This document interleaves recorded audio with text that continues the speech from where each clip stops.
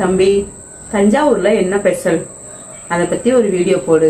எவ்வளவு நாளா கேட்டுட்டு இருக்கேன். அனைவருக்கும் வணக்கம். நான் தான் உங்க ஆர் மாசனம். இது உங்களின் ஒரு நாள் ஒரு கருத்து. இன்னைக்கான தலைப்பு தஞ்சை பெருவுடையார் கோவில். அதாவது ராஜராஜ சோழன் சோழ பரம்பரையை சேர்ந்த ஒரு மாபெரும் மன்னன்.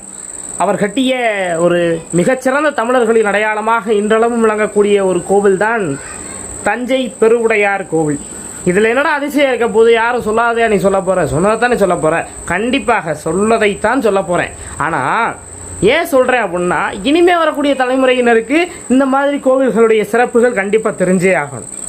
தெரியலை அப்படின்னா ஒரு வரலாற்று பிழை இங்கே ஏற்படும்.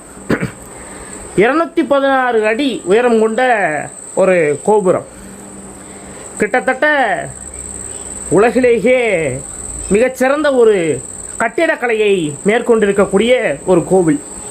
அந்த கோபுரத்தின் உச்சியில் இருக்கக்கூடிய அந்த 80 டன் எடையுள்ள அந்த ஒற்றை கல் எப்படி செதுக்கப்பட்டது, யார் மூலமாக மேலே கொண்டு போய் வைக்கப்பட்டது என்பது இன்றளவும் எந்த ஒரு அறிவியல் அறிஞர்களாலும் கணிக்க முடியாத ஒரு செயல்.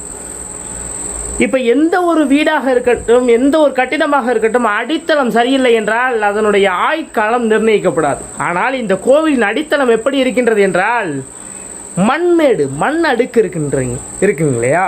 அந்த மண் அடுக்கில் தான் இந்த ஒரு கோவிலினுடைய அடித்தளம் இருக்கு.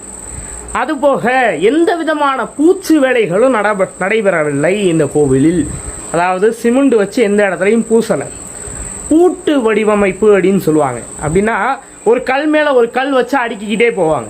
அப்படி அடுக்கிட்டு போனாங்க அப்படின்னா அந்த 2 கல்லும் முட்டு கொடுத்து ஒரு வலுவான ஒரு கட்டிட அமைப்பு உருவாகும். அதுக்கு பேர் தான் இந்த பூட்டு வடிவமைப்பு. இந்த வடிவமைப்பில் தான் அந்த கோவிலில் உள்ள எல்லா கட்டிடங்களுமே வடிவமைக்கப்பட்டிருக்கு.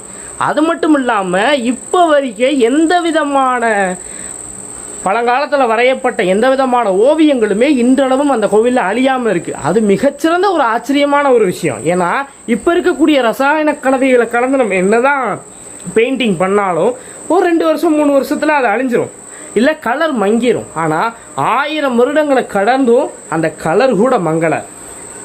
இதிலிருந்து நீங்கள் தெரிஞ்சுக்கங்க, தமிழர்கள் தொழில்நுட்பத்திற்கு அப்பாற்பட்டவர்கள்.